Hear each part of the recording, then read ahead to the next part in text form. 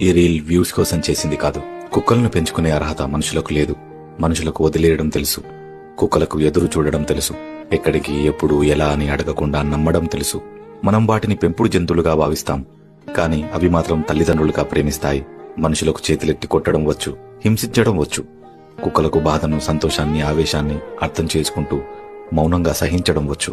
మనుషులు వాటి మెడకి తాడు కట్టి లాగుతున్నా అందులో కూడా సంతోషాన్ని వెతుక్కుంటూ నాలుగుతో నాకుతూ సరదా పడడం తెలుసు.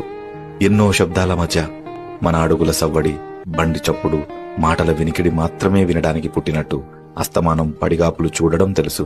చూసిన ప్రతిసారి ఇదే మొదటిసారిగా భావించి సంబరపడడం మాత్రమే తెలుసు.